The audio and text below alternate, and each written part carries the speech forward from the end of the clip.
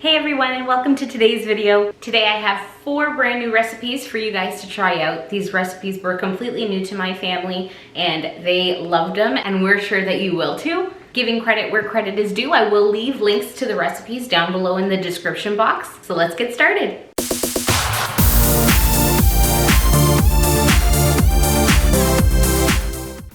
So we are starting off today's video with these wonderful burger bowls. They were so fast to put together.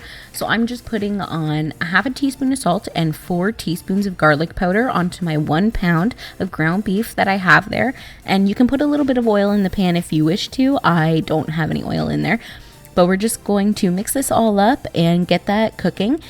And next we're going to make a special sauce, and so with this we're going to need 1/2 cup of mayonnaise, 2 tablespoons of ketchup. Now if you're on Whole30 you can use 1 tablespoon of coconut aminos. If you're not, then 2 teaspoons of maple syrup works just fine. I have 1 tablespoon of dill pickle relish going in, 2 teaspoons of dried minced onion, some crushed red pepper flakes, and a little bit of salt. And once all of that is in the bowl, we're just going to give this a mix and set it off to the side. And while the ground beef is cooking, you're going to want to take that opportunity to prep your salad and all of your salad toppings. So once the ground beef is cooked, you're just going to layer that on top of your lettuce, and then you just top it with whatever toppings you want. So here I have some cherry tomatoes. I have a little bit of red onion that I'm adding there. I'm also going to add in some pickles. Basically, you're making a burger bowl, so think of toppings that you would put maybe on top of your burger. I also have a little bit of guacamole, some bacon crumbles that I'm putting on there. Once that's there, then we're going to add on our special sauce on top. This sauce was so delicious, you guys. My husband wished that I had made more. And then I also decided to top mine with some crispy onions. This was a really nice addition to it. This was delicious. So next up we have the spinach and artichoke chicken skillet. So we're going to start off by cooking our chicken breast. You're going to want to season it with a tablespoon of basil, a tablespoon of garlic powder, a teaspoon of salt, a half a teaspoon of black pepper, and then you can use a little bit of oil in the pan just to get them cooked up. And once they are all done, we're going to clean out our pan and add in 3 cloves of garlic and 1 whole onion. Once that's softened up, we're going to add a 1/4 cup of chicken broth, and I'm just using a can of coconut milk. I've also added a little bit of lemon juice there, about half a lemon, 1 tablespoon of arrowroot starch mixed with a little bit of water, and that's going to be our thickener for this. And for seasoning, I'm just adding a half a teaspoon of salt and a 1/4 teaspoon of black pepper. We're going to give this a good mix, and then we're going to let this simmer and reduce down. Once it gets nice and thick as well, we'll add in the rest of our ingredients. So I'm going to add in 1 can of artichoke hearts. I've gone ahead and drained the can and chopped them up into smaller pieces. And then I'm also going to add 2 packed cups of fresh spinach here. And we're going to mix all of this together and let it simmer until our spinach is wilted and the artichokes are heated through.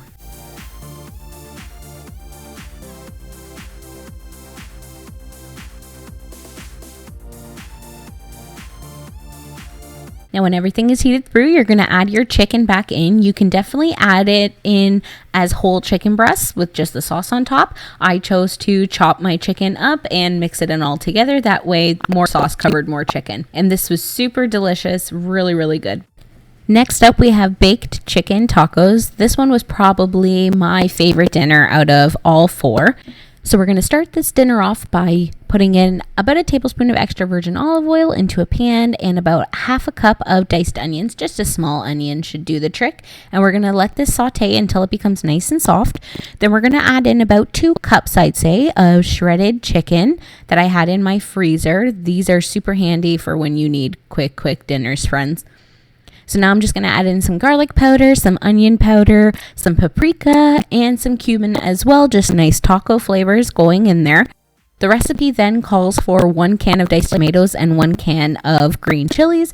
What I did, I had on hand 2 cans of Rotel, so I subbed that in instead. So we're going to give this a good mix, and then we're going to let this saute We want all of the liquid in this to dry up as much as possible because the more liquid you have in it, the more likely it is that your taco shells are going to go soggy. So I gone ahead and actually toasted these shells in a 400-degree oven for about 5 minutes before I started filling them.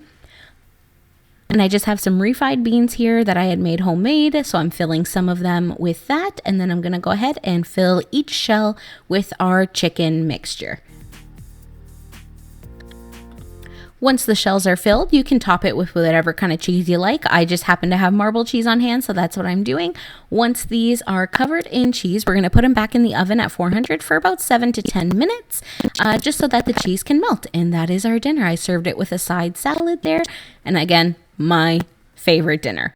And last but certainly not least, we have these awesome pork bites. So we're going to start off with about 2 tablespoons of extra virgin olive oil in the pan. And I went ahead and chopped up a pork loin into really, really small pieces. And I covered the one side with salt, pepper, garlic powder, onion powder, and paprika. And now I'm just trying to get the seasoned side down. And then I'm going to go ahead and just sprinkle some more garlic powder and onion powder on top of the other side.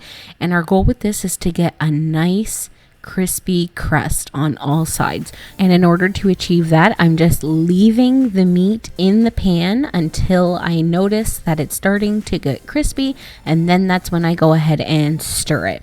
Now I'm just trying to flip each individual piece just to make sure that I can get it crispy on every single side. And because the pieces are so small, they cooked up in no time, probably about 4 minutes per side. It was really fast. So once the pork is cooked through, we're going to remove it out of this pan because now we're going to make a sticky sauce to go with this. So once those are all out, we're going to add a 1/4 cup of low sodium soy sauce to the pan, about a 1/2 cup of water just to water that down a little bit.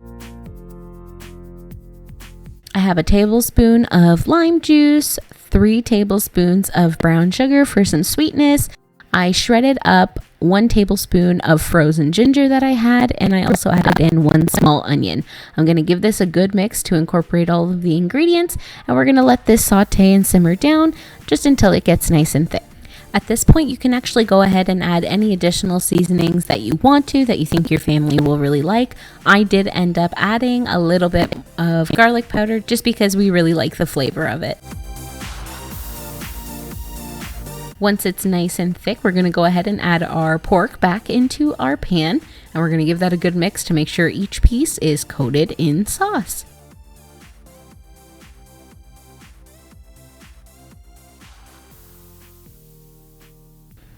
And I'm just finishing it off with a little sprinkling of black pepper on top, and it is ready to serve.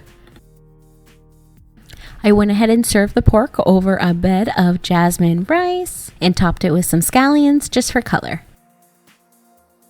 Thank you guys so much for watching. If you like this video, please give it a thumbs up and don't forget to subscribe. And if you have any recipe suggestions, you can leave them in the comment section. Thanks so much, and bye for now.